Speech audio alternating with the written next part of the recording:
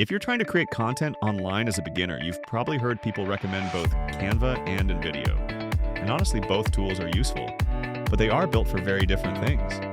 So in this video, I want to break down which one is actually easier to use for beginners. Because when you're building content online, simplicity matters a lot. The easier your workflow feels, the more consistent you'll be. And consistency is what builds momentum. Let's start with Canva.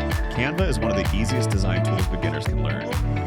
People use it for thumbnails, graphics, presentations, social media posts, banners, PDFs, and digital products. And honestly, Canva's biggest strength is simplicity.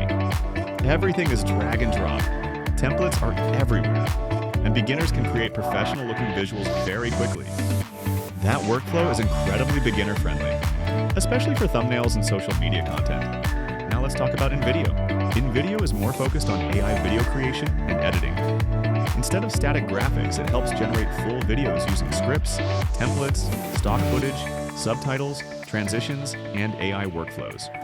Which means it's trying to solve a much bigger production problem. And honestly, InVideo is powerful, especially for people focused on video content. But if we're talking about pure ease of use, I think Canva is easier for most beginners to learn immediately. Because Canva has less workflow complexity, it's more visual, more drag and drop. And honestly, beginners usually feel comfortable inside Canva very quickly.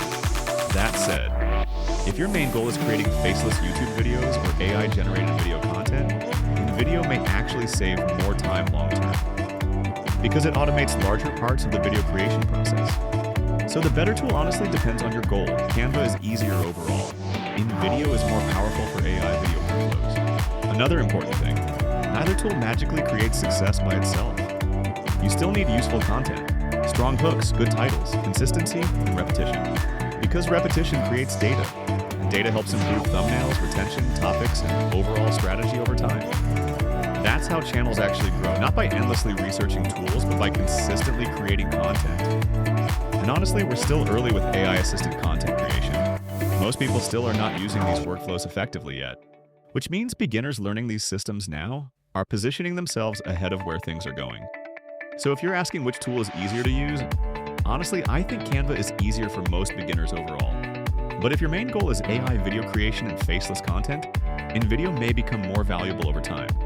If you want to check out the AI tool I personally think is easiest for beginners creating videos online, I'll put the link in the description. Because honestly, simplifying your workflow is one of the biggest advantages you can have when building online.